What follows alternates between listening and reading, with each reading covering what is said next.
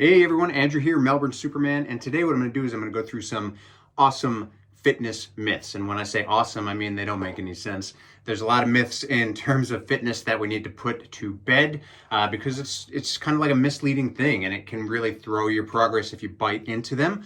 Before I get into that, make sure if you're enjoying this channel, you like, subscribe, comment, hit that notifications bell, ding, ding, and make sure that you stay up to date with everything that I'm doing. I do suit reviews, pop culture reactions, fitness and running videos, anything in between, and all that good stuff. So without further ado, let's get into this. I found a bunch of myths that I'm going to talk about. I'm not going to talk about all of them because I don't want like a 4-hour long video and there's too many to cover. But what I'm going to do is I'm going to talk about some that kind of really jump out at me and that I hear over and over again. So let's get into this. A real fitness routine will require a lot of time, sacrifice, and commitment. Pretty self-explanatory there. Now, whilst I agree that it does take a lot of commitment, it doesn't have to take a lot of time and a lot of sacrifice. Yes, of course, when you're in fitness, when you have goals, there will be some sacrifices, like, you know, maybe that extra 20 minutes of sleep will have to go because you got to get up a little bit extra early to get that extra run in or that extra workout, or maybe that chocolate cake's going to go. There will be sacrifices, but a blanket statement like this, there will be a lot of time, sacrifice, and commitment. I mean, duh, like obviously. It's a blanket statement and it can scare you off. It doesn't have to take hours and hours and hours and hours a day. Like, you can get pretty fit especially if you're beginning, with a couple hours a week, you know, if that. Of course, the more fit you get and the more athletic you get and the bigger and ambitious your goals get, sure. Yeah, it'll take a lot of time. Like, I run anywhere from 60 to 80 kilometers a week. That's about, 40 to 50 miles a week, sometimes more if I'm training for something big. But I'm happy to do that, but I find the time to do it. I'm not like sacrificing tons and tons of time. So it's a silly statement. I don't like it. Yes, of course, you're going to experience all those things, but it's not going to make or break your bank. Now, this is another one that I really enjoy hearing, seeing, not implementing, that if a workout doesn't crush you, it's not doing anything, or the no pain, no gain mentality. That right off the bat, look, yeah, you want to work hard, but you don't want to put yourself into the ground every workout, because if a workout doesn't crush you, like, what are you supposed to do? Go into the gym and knock yourself until you can't walk anymore? Like, that's not going to do anything. It's going to do more harm than good. It's kind of an old school mentality, and it's got to be stopped.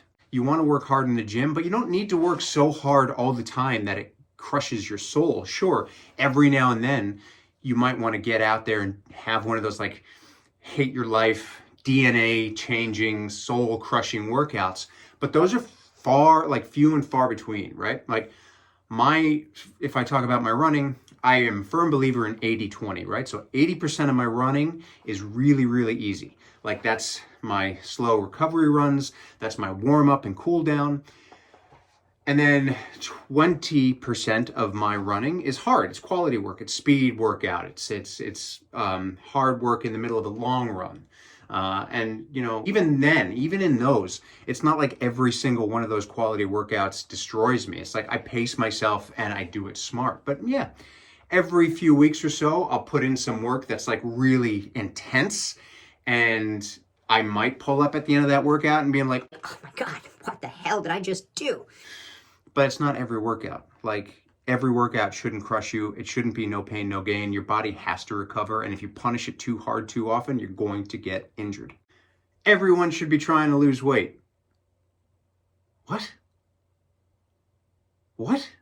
That doesn't make any sense. Like, everyone should try to lose weight. Okay, cool. What about the kid that's got freaking 0% body fat and he wants to get fit? What is his first inkling going to be? Oh, maybe I should lose weight because that's the first step. That's stupid. Like, not everybody should be trying to lose weight. Like, sure, there's a big part of the population that could stand to lose some weight, some body fat, but that's not what fitness is about. Like, most of the time when I'm trying to get fit, it has nothing to do with the scale. Like, I stopped looking at the scale like years ago, and Sure, if I'm doing something really specific and I want to get down to a certain weight, I'll have to look at the scale and that comes into play, but that's not what getting fit's about. Like I go out for an 8-mile run or a 13-kilometer run rather, and I do that to increase my fitness or to help my body recover if I'm doing it at a slow pace.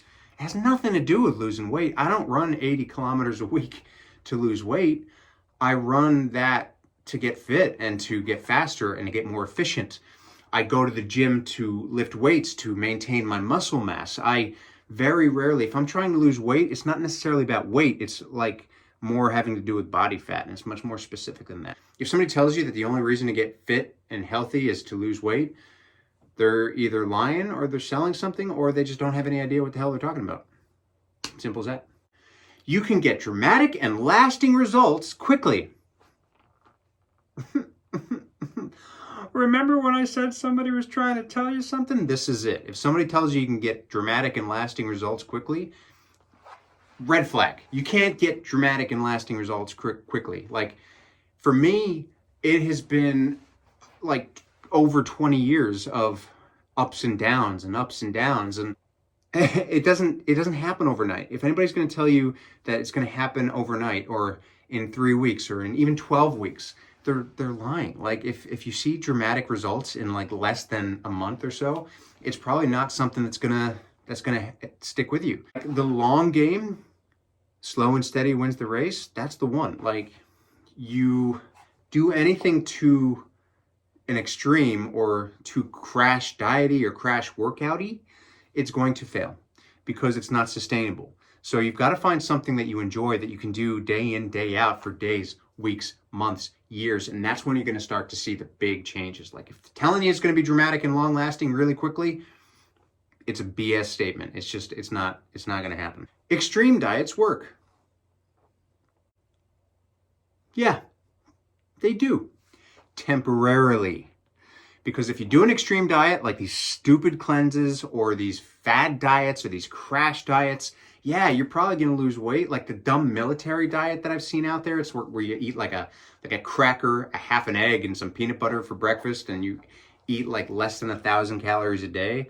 Like, first of all, the military doesn't feed you that way. When you're in the military, you're eating well. So I don't know why they call it the military diet. Maybe because it's so strict. Who knows? But like stuff like that, sure, you'll lose a lot of weight. But you'll gain it all back the minute that you start eating normally again. So extreme diets, they are the devil. All you need is willpower and motivation to stay on track. Nope. Willpower and motivation might get you going, but it's the discipline and the consistency that's going to keep you going. Because how often are you motivated for a big workout? Like, I'm motivated a lot, but there's probably more times where I'm just like I'm just going through the motions, not going through the motions. Like I get the work done that needs to get done, but it's not the motivation that takes me there. It's the discipline, the consistency. It's the desire to be greater, to be better, to be stronger, to be faster, to be more efficient. The motivation is only going to take you so far before it's like you need something else. Motivation is great. That's what gets you off the couch. Consistency and discipline, that's what keeps you off the couch. Here's another one that always makes the rounds, and a lot of the reason why people choose not to do strength training, especially if they're trying to lose fat or lose weight, like we said before, lifting weights will give you big, bulky muscles. Yeah, sure, it will, but it's more a question of your nutrition than anything else. It's not like you step into the gym and lifting weights like what? You're going to go into the gym, you're a big guy, and you lift a 5-kilogram dumbbell, and that's going to give you bulky muscles? No, it's not. It's just not. It's not at all. It's like these blanket statements. They don't make any sense. Lifting weights will not give you big and bulky muscles unless you do it in a specific way. But more importantly, if you follow that up with the nutrition to back that up. So like lifting weights will make you strong, will make your muscles stronger, but it's not going to make you a big jack dude or dudette, unless you follow it up with the nutrition. Like you have to eat more calories than you're burning throughout the day to get bigger. You have to eat less calories throughout the day than you are. Hold on. Wait. You have to burn more calories throughout the day than you are eating to lose weight. That's how it works. It like if you want to get bigger and bulkier, sure, yeah, you have to lift weights, of course. If you want to get stronger, you can get bigger and bulky without lifting weights by eating more. That's just you're gaining body fat. But to get big, strong, bulky muscles while lifting weight, you got to eat to back that up. This is a new one that I've not seen a lot, but it's out there, that rest might be good for you, but it doesn't contribute to your gains. Absolutely a lie. Absolutely incorrect. So incorrect, so blatantly incorrect. So here's how you build big muscles.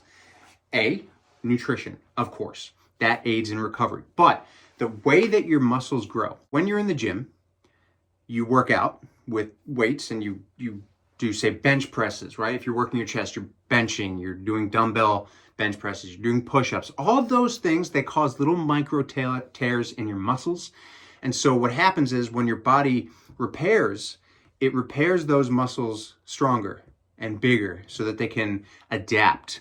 So in order for that to happen, you have to rest. You have to rest. Like if you don't rest and you're constantly tearing your muscles and tearing your body down, like you're never going to have a chance to grow. You're never going to have a chance to get fitter. You're never going to have a chance to progress. So working out, like strength training and running, it is something that tears your body down. It absolutely does. The way that you get better is from rest and recovery, and so that your body can adapt and grow stronger than it was before. Every workout should be high intensity. Kind of covered this already. Not true. Your body needs those recovery workouts. Like very specific things, especially if you're a runner, happen when you run at a slower recovery pace. When your heart rate is below a certain level, very specific things happen within your body to recover. Connective tissue builds, your systems adapt, your aerobic system gets stronger, more efficient. If every workout is high intensity, that doesn't get a chance to happen, then you never recover, and you're just constantly tearing, like I said before, everything down, you will get injured. So no, every workout shouldn't be high intensity. Like I said, I advocate 80-20. 80% is easy and 20% is high intensity. I think I've said this before. My last marathon I ran at about a 3:40. It's about an 8:20 mile. 80% of my runs leading up to that, I was running at like a 10:30 and 10:40 mile. It was the quality work that made me faster, and it was the slow work that made me more efficient in terms of my aerobic system becoming stronger. Oh, here's a fun one. You can eat pretty much whatever you want if you work out hard enough. Oh, to dream. To dream. Look, there are certain people that can absolutely do that, where no matter what they eat, they just they don't put on any body fat and they just always look good year round. Like, I am jealous of those people. But the thing is, sure, you can eat whatever you want when you work out hard enough, but no, it's not, you can't out-train a bad diet. Like, that old cliche is absolutely true.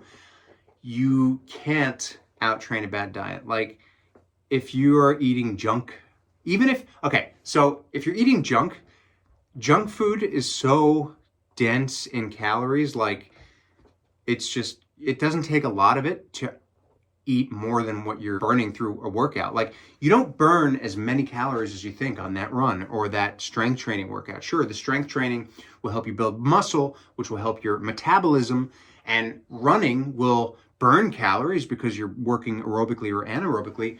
But like, average each mile you run, you're probably burning anywhere from 100 to 150 calories. And when you're working out strength training, you're probably burning like 50 to 100, well, maybe 100 to 150 calories, maybe 200 calories per hour, depending on how hard you're working. And that doesn't last long. So like, if you're burning, say on a really big day, like for me, okay, so on a really big day, Saturday I ran 16 miles, 26 kilometers, and I burned probably about 1,600 calories in that workout. You know, I didn't strength train that day, but say throughout the day, by just moving and being, I burned another 2,500 calories. So maybe I burned 4,000 calories throughout the day, give or take. That's like 4,000 calories isn't a lot in junk food. I mean, that's like, before you know it, that's all out. And it's not going to keep you satiated, because that's not what junk food does.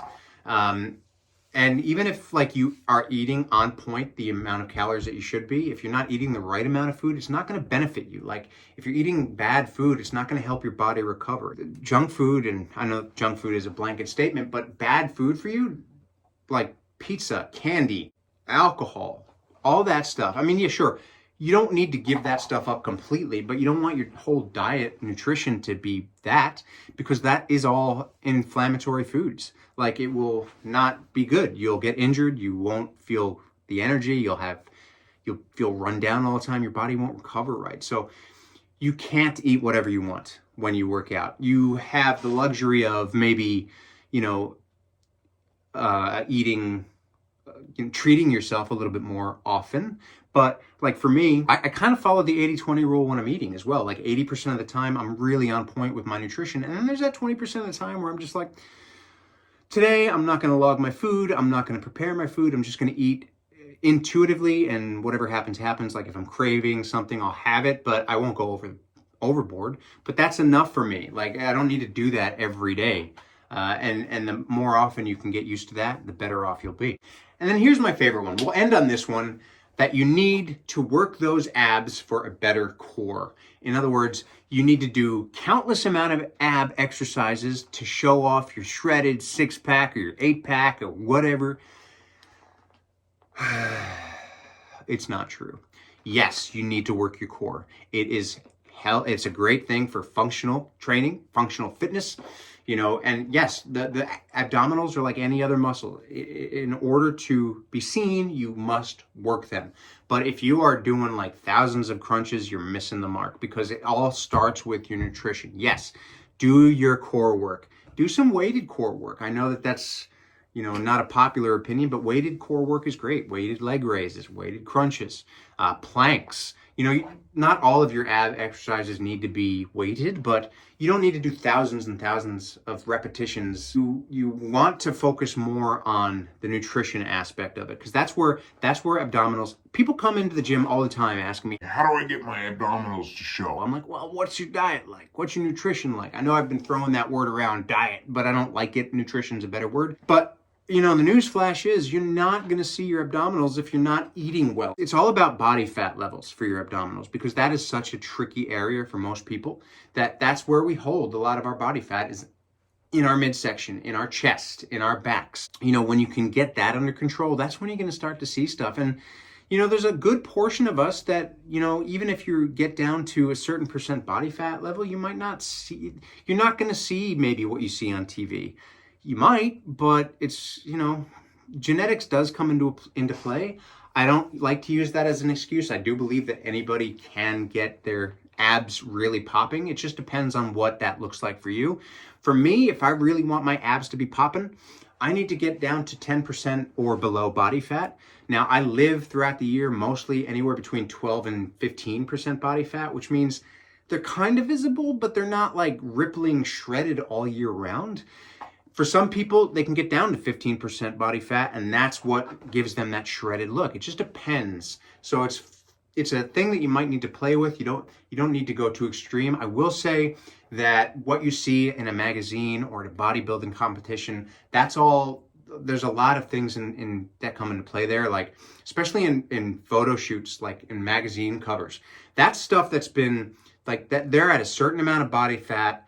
They're playing with their water weight. I mean, there are a few people that are genetically gifted that have that all year round, but for the most part, even fitness models, they work down to it over a certain period of time, and it's not really sustainable. Like bodybuilders, definitely not. Like you can't sustain the level of body fat that they have year round, because the truth about getting a ripped, shredded 6-pack, I've been there, it's kind of miserable. I like what it looks like on camera, but it feels gross. Like a lot of the times when you get down to that level of body fat, to really get that stuff popping, it's not great. It's not sustainable. It doesn't feel nice. It's great to achieve that and push yourself to that limit, but I would say it's better off doing something healthy and getting down to seeing what you can do and focusing on your nutrition and then going from there. But thousands and thousands of abdominal exercises are not going to give you the shredded 6-pack that you want. It's going to be all about nutrition and